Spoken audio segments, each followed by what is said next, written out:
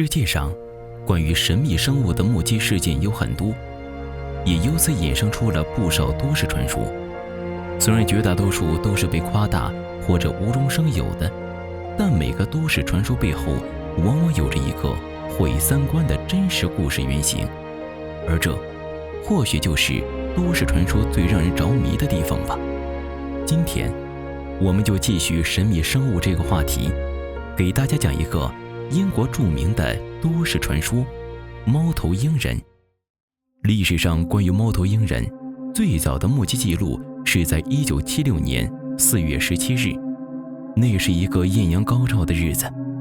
一对叫做琼和维基的姐妹此时正在康沃尔郡的莫南教堂附近度假。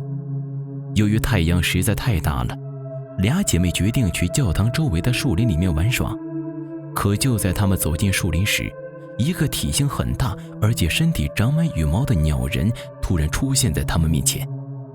它长着尖尖的耳朵，黑色钳子般的爪子，眸中还闪烁着红光。鸟人就在莫南教堂周围盘旋，并在不久后消失不见。同年7月3日，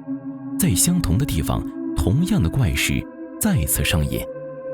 14岁的查普曼和朋友佩里当时正在教堂附近的森林里露营。年幼的他们站在帐篷外，突然听到了嘶嘶声，于是循声望去，赫然看到一个尖耳红眼如人般大小的猫头鹰人。他们惊恐地尖叫着，只见那个生物飞到空中，露出黑色钳子般的爪子，盘旋1周后迅速引入森林不见了。查普曼和佩里在目击之前看过当地小册子上对猫头鹰人外观的描述，因此十分肯定自己看到的就是传说中的猫头鹰人。此后，教堂附近又接连发生了2起目击事件，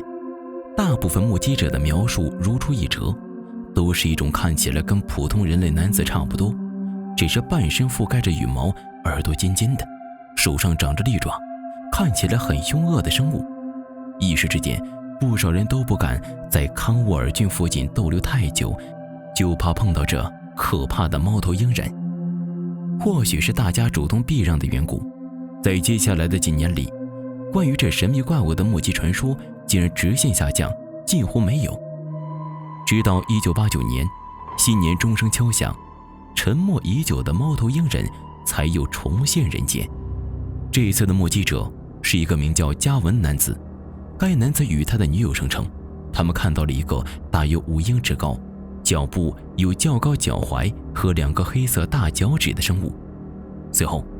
一个来自芝加哥的女游客也写信寄给了特鲁罗的西部早报报社，声称她目击到了一个有阴森面孔、大嘴、闪光的眼睛、尖耳、长有翅膀的鸟人。也是从那时起，全世界才重新审视起这个存在于传说中的奇怪生物——猫头鹰人。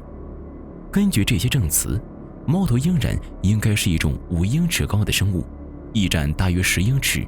脚部有较高的脚踝和显而易见的2个黑色大脚趾，看起来像人又像鸟。那么，现实生活中是否真的存在这种奇怪的鸟人？除了目击证明，又是否有更具说服力的物证呢？据说2005年曾有人挖出过一具奇怪的骸骨，它的头骨和人的骨头极为相似，只不过在头骨上居然多出一个喙来，身材巨大，翼展2米左右，身高和成年人相当，无法分辨究竟是属于何种动物。尸骨随即被送回保存，法医经过比对，发现共有大小骨骼上百块，其中部分骨骼很像人的肩胛骨和肋骨，但肋骨比人的要多几根，其他相应部位的骨头也比人的骨头要多几块。这堆尸骨的出现使得当地的居民都震惊了，有人猜测这是史前生物的遗骨，也有许多人认为这很可能就是猫头鹰人的骨头，但这终究只是猜测而已。关于是否存在猫头鹰人，仍旧存在很多争议。有人认为猫头鹰人很可能是未被发现的史前生物，也有人认为猫头鹰人其实就是外星人，因为1976年猫头鹰人传说正盛行时，那年的气候和动物也不正常，猫狗和鸟竟然会成群攻击人类，并且当地也同时出现了许多目击到 UFO 的新闻，实在太过巧合了。当然，更多的人则认为所谓的猫头鹰人很有可能是一只欧洲雕鸮。为什么这么说呢？综合猫头鹰人所有记录的目击事件来看，普遍存在3个相同点：一是目击点主要集中在莫南教堂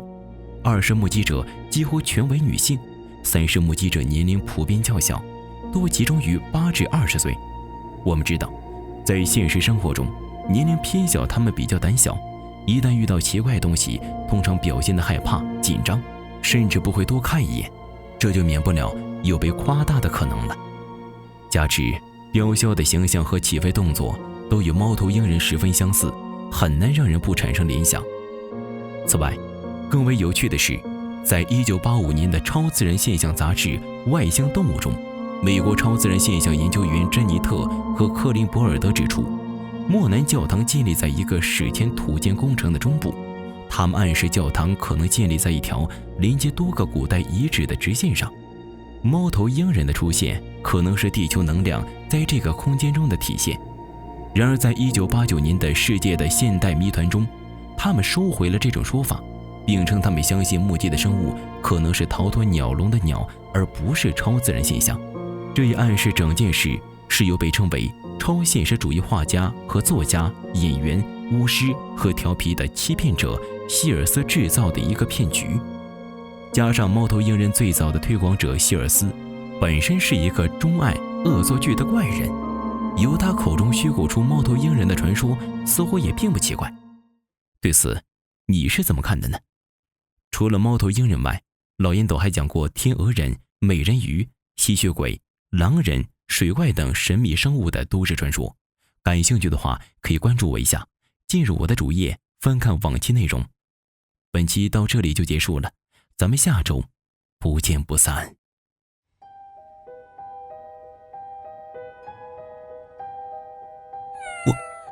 我还能再变回人吗？难道我这一辈子都只能当猫了吗？白天是人，晚上是猫？我去！小猫咪，你迷路了。居然是吴总的总裁助理林萍萍。乖，妈咪带你回家啊。小宝贝，你饿了吧？来吃点东西。小宝贝，你太脏了，一会儿妈咪带你洗个澡吧。什么？我没听错吧？